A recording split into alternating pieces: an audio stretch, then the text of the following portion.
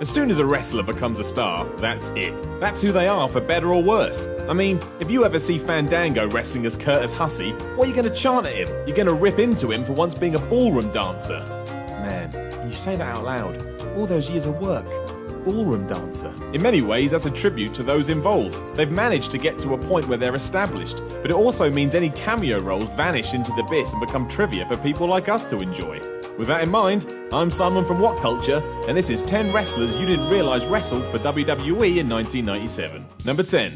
Chris Candido. Given that in 1996 Chris Candido was one of the body donners, you wouldn't be too surprised if you never saw him in a WWE ring again. Why would he ever want to return to the place that gave him a gimmick of, you love fitness and you especially love doing star jumps? Well, champ material that. So when he quit the company that year following a falling out with the Clique, that was surely it, especially as he reinvented himself and do pretty darn well. And yet in 1997 he just popped up on an episode of Raw. Not only that, but he also fought non-WWE wrestler Brian Christopher, who would later have a run in the company for real as Grandmaster Sexay. To make this even more strange, this all went down only 9 days after he'd had a match for the ECW title against Terry Funk. Bizarre. Number 9. The Fantasticks. In the mid-80s, Tommy Rogers and Bobby Fulton were known as the Fantasticks. They were also awesome. Having great matches with nearly everyone they faced, the pair were so good they even got compliments from ZZ Top, the band they had chosen to use for their entrance music. That's pretty good going. And then on the same episode of Raw where Candido just turned up, so did Rogers and Fulton, where the two went head to head. Rogers took the win, and to this day, no one really knows why this happened.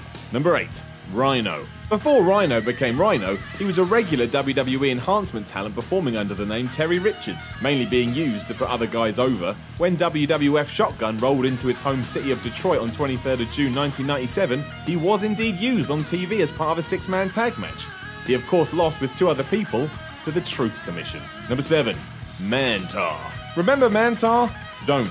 Forget him as quickly as possible. It's one of those gimmicks that's only going to haunt your dreams for years to come. But even though he seemingly disappeared from the WWE in July 1995, although he did pop up briefly in 1996 as a bodyguard for Goldust of all people, he was actually on TV in 1997, only you would never have known. Working under a mask as Tank, he was part of the aforementioned Truth Commission, meaning his run of roles in the company were awful. Even then he didn't last long. He'd been replaced before the summer was over. Number 6. Giri. On a brief tangent, Giri's run during the Attitude Era with William Regal is vastly underrated. Go watch some of his skits on the network. Man, is entertainment gold. Before he made a name for himself in ECW though, Giri had already appeared on WWE TV in, you guessed it, 1997. As Vince and friends realised they have to come up with something to battle WCW's cruiserweights, the always problematic light heavyweight division was born. To try and give it a shot in the arm, Taka Michinoku, the Great Sasuke and your green mist spitting power were all brought in. Working, and losing, a succession of matches to both Taka and the returning to this list Brian Christopher, Giri was only 3 years into his career when he made his WWE debut. Not bad going. Number 5. Crowbar. Before he was throwing himself around in WCW, Crowbar was known as Devin Storm and still loved to fling his body in any direction he could. Happening at a time where non-WWE wrestlers competed on WWE shows, which I guess isn't too dissimilar to the Cruiserweight Classic. Storm took on the horrendously named Ace Darling, who also happened to be his tag partner on the indie scene, on the July 28th episode of Raw. Storm won. So that was good. Number 4. Jerry Lynn. Jerry Lynn will always be damned amazing. Underrated by the big leagues from the moment he made a name for himself to this very day, even though he's retired. He could work any type of style with any type of wrestler. He was the man. While he shone brightest in ECW and Ring of Honor, he did first appear in the WWE in the crazy year of 1997 on a taping of Friday Night's Main Event. For those that enjoy trivia, it was a show that aired when Raw had a hiatus because of the US Open tennis coverage. Damn tennis. Number 3. Mo. Poor Mo. Whoever talks about Mo? Whenever anyone mentions Men on a Mission, people's thoughts go straight to Mabel, and it was his awful run as King Mabel that kinda screwed both parties up anyway in 1996. In September 1997, at a house show match in Nashville the night before In Your House Ground Zero, however, Mo came out as Buzz, where he beat some schmo for the victory. Unfortunately, he was then never seen again, although Mabel would come back as Viscera. Number 2.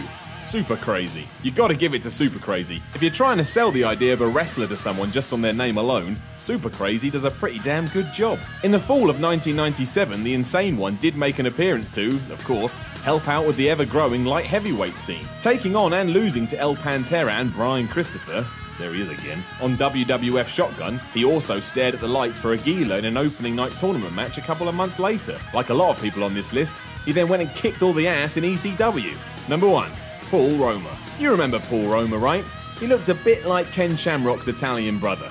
After getting fired from WCW when he decided he didn't want to go along with what pro wrestling was and went into business for himself, Roma vanished from the spotlight. But in the 1997 WWF, everyone seemingly was allowed to have a shot. In December, Roma worked 2 house show matches and in one actually beat Nick Barbary, who no one knows or remembers. Alas, that was it for Paul, and he disappeared into the night once more. Who else just decided they'd like to turn up on WWE TV in 1997? Let us know in the comments below, and don't forget to like, share and subscribe.